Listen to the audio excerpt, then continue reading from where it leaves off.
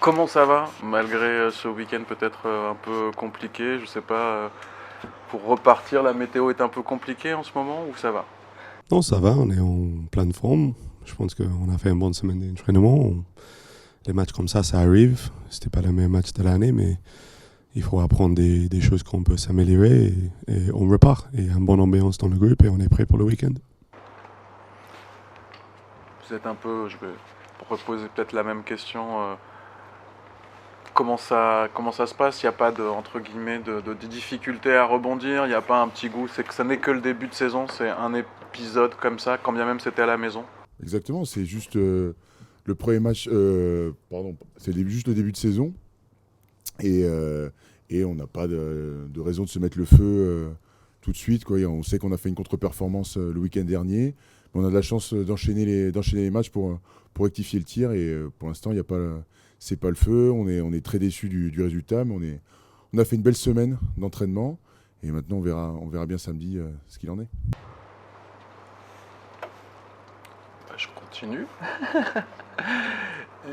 S'il y a un enseignement, entre guillemets, donc peut-être de ces derniers temps, c'est quoi en fait? Qu'est-ce qui peut peut-être justement vous donner des éléments de satisfaction, d'être un petit peu rassuré ou de savoir que ça peut s'enchaîner malgré tout?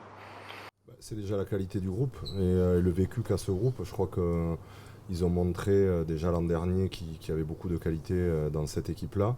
Après, pour revenir sur la défaite face à Toulon, dans des conditions quand même climatiques très difficiles, on a mis le point sur les secteurs qui ont été défaillants et qui ont fait qu'on a sûrement perdu ce match, à savoir des duels aériens où on a été en difficulté durant une partie du match. Des duels offensifs où on n'a pas su gagner nos collisions et permettre surtout d'avoir des ballons et des rucks rapides pour notre charnière et du coup maintenir une certaine dynamique dans le jeu. Et ensuite, c'est vrai que sur la première mi-temps, je pense qu'on perd la bataille du territoire où en termes d'occupation et de longueur de jeu au pied, on a été un peu plus en difficulté peut-être qu'eux. Donc c'est déjà des enseignements à tirer dans des conditions difficiles, ce qui peut être le cas peut-être ce week-end face à Pau. Il va être nécessaire d'être bon sur les duels aériens, d'avoir une grosse longueur de jeu au pied, encore plus au vu des qualités des Palois. Et ensuite avoir la capacité à mettre de la vitesse dans notre jeu, à avoir des sorties rapides. Et ça vient surtout du porteur de balle, du soutien, et surtout mettre notre charnière dans de bonnes conditions pour garder une dynamique et mettre en difficulté la défense paloise. Julien aussi, vous avez eu des difficultés en mêlée contre Toulon, alors que c'était une de vos forces l'an dernier, est-ce que c'est une inquiétude, est-ce que vous avez des absents évidemment? Ouais, mais les absents, on ne peut pas se cacher derrière. Je crois qu'il y a 50 joueurs qui composent cet effectif et qu'avec des joueurs de qualité. Donc on fait le dos rond. Sur la mêlée, peut-être qu'on est aussi un peu plus dans l'œil du corps arbitral. C'est possible. Après, nous, sur l'ensemble des mêlées, on n'a pas vu toutes les mêlées où on était dominé. Il y a eu des mêlées où on a être dans la stabilité et d'autres où, pour nous, on prend l'ascendant. On a la chance, comme je le dis, d'avoir de la qualité à ce poste-là. Je pense qu'encore plus, quand on est première ligne, on a de la fierté aussi, de l'orgueil. Et je pense que ce week-end, c'est un secteur où on aura la capacité à répondre présent et être performant dans ce secteur-là.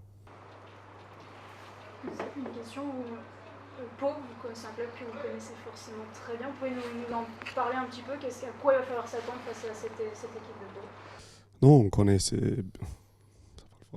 on connaît bien cette équipe. On sait que c'est une équipe plutôt avec une très bonne attaque, qu'ils sont capables de jouer depuis chez eux. Et dans le 22, ils ont les joueurs avec un peu de Factex, les joueurs qu'on connaît bien. Donc, on s'attend déjà à une très bonne ambiance au stade samedi soir au Hameau. Je sais que ça va être un gros match et une bonne ambiance, mais aussi une équipe qui va faire vivre le ballon, qui va jouer de partout. Donc, il va falloir être présent en défense et ouais, ça va être un gros défi, mais on est prêt. Il y a eu, je reviens un peu sur le match de ce week-end, mais c'est vrai que est-ce que c'est que les buts qui n'ont pas été marqués qui font la différence? Est-ce que, entre guillemets, faire porter la responsabilité au buteur, c'est un peu réducteur? Ça peut être une lecture assez primaire, mais voilà. Ouais, je vous rejoins, ouais, c'est une lecture assez primaire en effet. Ça serait trop facile de tout mettre sur le dos des buteurs. Je pense que c'est quand même un rôle avec beaucoup de pression, beaucoup de responsabilité, on le sait, mais ça serait trop facile de se cacher surtout derrière ça. Et je trouve que le lynchage un peu qui a été fait en direction de Louis Carbonel, il est très dur parce que c'est trop facile d'encenser un joueur quand il fait gagner une équipe, mais c'est trop facile aussi de lui tomber dessus quand il est peut-être moins en réussite sur un secteur qui est toujours difficile. Sa première pénalité, elle est à 50 mètres, je crois. Voilà, quand on connaît aussi l'aspect psychologique qu'il y a dans ce rôle-là. Je crois qu'on perd à 15 ou même à 40. On gagne aussi à 40. Je pense que si on avait été bon sur les secteurs dont j'ai évoqué précédemment, le match, on l'aurait gagné tout simplement. Et du coup, le fait qu'on ait loupé 2 ou 3 pénalités, personne n'en aurait parlé. Donc voilà, je crois qu'on sait les secteurs où il faut être performant pour gagner des matchs. Et ensuite permettre à tous les joueurs d'être performants. Mais c'est trop réducteur que de dire c'est notre non-réussite au but qui fait qu'on a perdu ce match-là. Vous avez parlé de la psychologie du buteur, il a eu besoin un peu de calinothérapie auprès de vous. Je sais pas, ça vous... Non, mais je crois que c'est malgré, même si ça en reste encore, c'est un jeune joueur, Louis, il a 25 ans. Je crois qu'il a été habitué, je pense aussi à vivre des moments parfois compliqués. On l'a vu à Montpellier, on l'a vu à Toulon, où tout n'a pas été, dans certaines relations, ça n'a pas été facile pour lui. Je pense que c'est quelqu'un qui est quand même aguerri psychologiquement. Après, j'imagine que ses coéquipiers ont eu peut-être un peu plus d'attention vis-à-vis de lui cette semaine-là, parce que, comme je disais, il a fait la une de certains articles. Je trouve que c'est trop facile de tout mettre sur son dos quand une équipe perd. Je crois que c'est un joueur quand même international, un joueur qui a quand même une belle carrière malgré son jeune âge. Et il sait que voilà, c'était pas facile pour lui peut-être ce moment-là, mais je pense que c'est un joueur qui va vite rebondir. Et on a la chance d'avoir 2 voire 3 ouvreurs de haut niveau dans l'équipe, et j'espère que voilà, ils vont se tirer vers le haut ensemble pour être performants et que l'équipe soit performante autour d'eux.